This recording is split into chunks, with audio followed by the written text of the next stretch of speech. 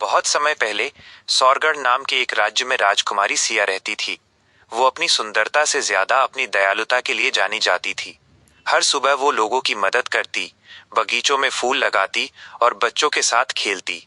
राजमहल में सब कुछ था, पर सिया को एक चीज की कमी महसूस होती, सच्ची दोस्ती की। एक दिन वो महल से निकलकर जंगल की ओर चली गई। वहां हवा में एक अजीब सी मिठास थी और पेड़ों के बीच से सुनहरी किरणें गिर रही थीं। चलते चलते उसने झाड़ियों के बीच चमकती हुई रोशनी देखी।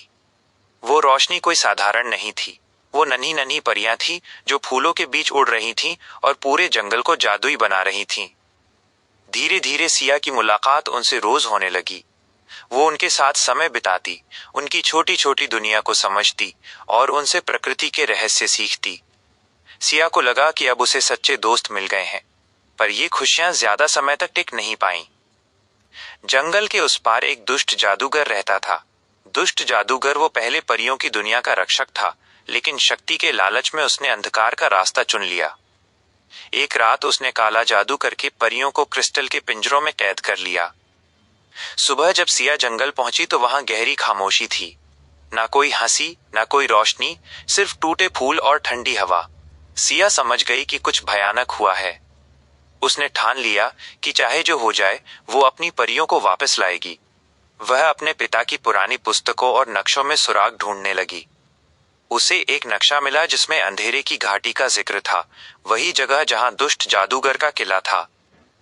सिया ने अपने डर को पीछे छोड़ा और सफर शुरू किया। रास्ता कठिन था, गहरे जंगल, ऊंचे पहाड़ और अंधेरी गुफाएं, लेकिन उसका दिल मजबूत था। रास्ते में उसे एक बूढ़ा साधु मिला जिसने उसे एक जादुई चाबी दी। कहा गया था कि वही चाबी परियों को आजाद करने में मदद करेगी। कई दिनों की यात्रा के बाद सिया काले किले तक पहुंची। किला विशाल था और आसमान में बिजली की चमक उसके चारों ओर डर का माहौल बना रही थी। सिया ने अपनी लालटेन उठाई और भीतर कदम रखा। महल के अंदर उसने देखा कि परियां सचमुच क्रिस्टल के पिंजरों में कैद थीं। उनकी चमक मद्धम हो चुकी थी।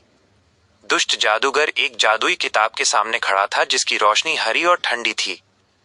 सिया ने हिम्मत जुटाई और चाबी को चमकाई। उसके दिल की पवित्रता से चाबी में उजाला फैल गया। वो उजाला धीरे धीरे पूरे किले में फैल गया। दुष्ट जादूगर का जादू कमजोर पड़ने लगा। क्रिस्टल के पिंजरे टूटने लगे और परियां एक एक कर आजाद हो गईं। उनके पंखों से निकली सुनहरी रोशनी ने सारा अंधकार मिटा दिया।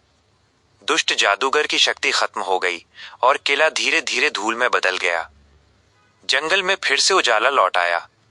पेड़ों ने नई कलियां निकाली, फूलों ने खुशबू फैलाई और आसमान में इंद्रधनुष खिल गया। सिया और परियां वापस अपने जंगल आईं। अब वो जंगल और भी सुंदर था। हर जगह परियों की हंसी, फूलों की चमक और शांति थी। राज्य के लोग खुश थे क्योंकि उनकी राजकुमारी ने फिर से जादू और उम्मीद लौटा दी थी।